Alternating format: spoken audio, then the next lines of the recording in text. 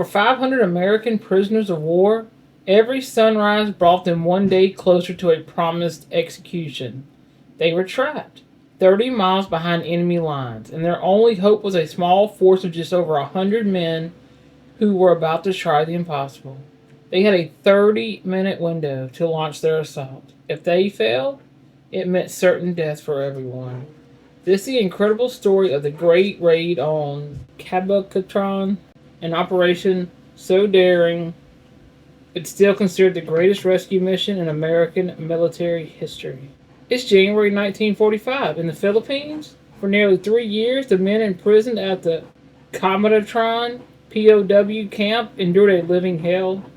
Most of them were survivors of the infamous Bataan Death March, a horrifying 60-mile ordeal where thousands of American and Filipino soldiers died from starvation, disease, or were simply murdered. The camp itself was just a death sentence in slow motion. Barracks designed for 40 men were crammed with 120. Malaria and dysentery were everywhere, and starvation was a constant, gnawing reality. By the start of 1945, almost 3,000 prisoners had already died inside its barbed wire fences. But as General Douglas MacArthur's focus began to retake the Philippines, a new, more terrifying threat appeared. Intercepted intelligence revealed Japan's horrific kill-all policy, a direct order to eliminate every last prisoner of war. This was to stop them from being rescued and to hide the evidence of years of atrocities.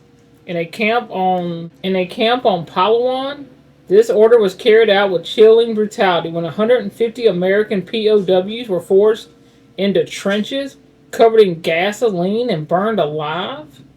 The 500-plus men left at Cabochon knew their time was running out. They were ghosts, forgotten men, and their only hope was a miracle. That miracle would have to come from outside the wire. The desperate plea for a rescue reached Lieutenant General Walter Kruger of the U.S. Sixth Army. The mission was considered almost suicidal. The camp was 30 miles deep in enemy territory. Surrounded by thousands of Japanese troops, any rescue force would be massively outnumbered and completely cut off. For a mission this dangerous, Kruger turned to one man, Lieutenant Colonel Henry Mucci. Mucci was a force of nature. A fiery West Point grad, he had taken a mule-drawn artillery unit and forged them into the elite 6th Ranger Battalion. He was a relentless, charismatic leader who pushed his men to their absolute limits, turning them into a premier special operations force. One of his men, Alvy Robbins, said Mucci was so charismatic you couldn't believe it. If you ever had to go to war, that's the kind of man you wanted to go with. When Mucci gathered his rangers and asked for volunteers, telling them anyone could step out with no shame, not a single man moved. Every last ranger volunteered. To draw up the tactical plan, Mucci handpicked Captain Robert Prince. Where Mucci was all fire and passion, Prince was cool, analytical, and methodical. A Stanford graduate, Prince was described as being cool as a cucumber. One of his men said that no matter what was happening, he always kept his head. Mucci's job was to get them there. Prince's job was to design a plan to get them and all 500 prisoners out alive. They would be backed by small teams of Alamo scouts for recon, and crucially, by hundreds of local Filipino guerrillas whose knowledge of the area and sheer courage would be absolutely indispensable. With just 48 hours to prepare, Captain Prince came up with a plan built on 3 things: surprise, speed, and overwhelming violence. It had to be a lightning strike. He figured they'd have a 30-minute window, tops to get in, grab the prisoners, and get out before thousands of nearby Japanese troops could react. The plan was brilliantly complex. First, the 121 Rangers and handful of Alamo scouts had to march 30 miles through enemy territory, guided by Filipino resistance fighters led by Captain Juan Pagida and Eduardo Joson. But when they reached the camp, they faced their biggest challenge. The area around it was a wide, flat, open field. Crossing it without being seen looked impossible. This is where the genius of teamwork came in. Captain Pagida, the guerrilla leader, made a critical suggestion. He proposed that Mucci request a night fighter to fly over the camp right as the Rangers started their final approach. The plane would distract the guards, drawing their eyes to the sky and allowing the men to crawl, inch by inch, across the deadly open ground. It was a brilliant idea, and Mucci jumped on it. While Prince's main assault force of about 90 Rangers hit the camp, the Filipino guerrillas would take on a vital and almost certainly suicidal task. Captain Pageta's men would set up a roadblock at the Cebu River Bridge, the main path for Japanese reinforcement, and hold off potentially hundreds of soldiers and even tanks with just rifles and a single bazooka. Captain Eduardo's men would block another route to the south. Everything had to be timed perfectly. Prince would signal the end of the assault with a red flare, the cue for everyone to pull back. Before they left, Musi gathered his men one last time. Remember, he told them, these boys have been in that hole beaten and starved for nearly 3 years. If they can't walk to the river, carry them. We don't leave one of them behind, not a single one. On January 28, 1945, the Rangers set out for 2 days. They marched through the jungle, narrowly dodging Japanese patrol. The whole mission depended on staying hidden and ahead of them. The Alamo scouts gathered critical intel, sketching the camp's layout and even noting which way the front gate opened. On the evening of January 30th, the team was in position. As darkness fell, the Rangers began their painfully slow crawl across that 700-yard open field. Bodies flat against the dirt, then a 6 p.m. right on schedule. A P-61 Black Widow night fighter appeared overhead. The pilot, Captain Kenneth Schreiber, cut power to one engine to fake trouble and started doing low-altitude aerobatics right over the camp.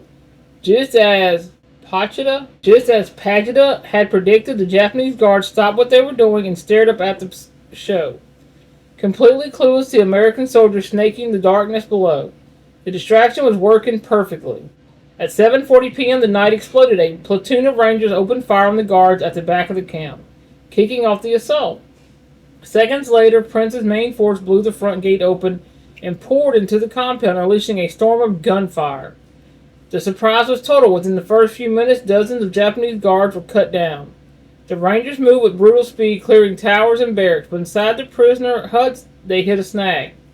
The POW, skeletal and broken, were terrified. Many thought the attack was a Japanese trick, a final cruel game to get them to run so they could be shot for sport. Some hid, refusing to move. The Rangers had to physically drag the emaciated men out in the night, screaming, "We're Americans, we're here to save you." Miles away at the Cebu River Bridge, Captain Pageta's guerrillas were in a desperate fight for their lives, holding back Japanese reinforcements and knocking out tanks with their bazooka. Back at the camp, Captain Prince moved through the chaos, checking every hut himself. Once he was sure they were all empty, he fired a red flare into the sky, the signal to get out. The entire assault had lasted just under 30 minutes. Getting the prisoners out was almost as tough as the raid itself. Many were too weak to walk and had to be carried out on the Rangers' backs. But Captain Pageta had another stroke of genius waiting for them. A caravan of carbo or water buffalo carts to transport the weakest men. The 30-mile journey back to American lines was a harrowing trek through the night. Filipino civilians came out of the darkness, offering food, water, and help to the liberated prisoners and their rescuers. The P-61 Black Widow continued to fly cover, strafing Japanese trucks on a road the column was about to use. As they got closer to the friendly lines, a P-51 Mustang appeared in the sky, a sight one prisoner called music to our ears. The raid was an unbelievable success. In just 30 minutes, 513 Allied prisoners of war were liberated. An estimated 530 to 1,000 Japanese soldiers were killed. In exchange, only 2 Rangers lost their lives. Not a single prisoner was left behind. The Great Raid on Cabanatuan was a stunning victory and a massive morale boost for the Allies. The rescued prisoners were living proof of the atrocities that had been committed, strengthening America's resolve to see the war through to the end. Colonel Musi and Captain Prince are both awarded the Distinguished Service Cross, the nation's second highest award for valor. The raid is still a textbook example of Special Forces operation, a testament to brilliant planning, raw courage, and the powerful bond between American Rangers Alamo Scouts, and the Filipino guerrillas, fighting for a common cause. The plan that Captain Prince sketched out in the dirt is still studied at West Point today. It's a powerful reminder that even in the darkest of times, courage and ingenuity can make the impossible possible. The story of the Capitawan raid is one of the countless acts of incredible heroism from World War II. If this story left you inspired, hit the like button and subscribe for more deep dives into military history. And let me know in the comments what other events you want me to cover. Thank you for watching.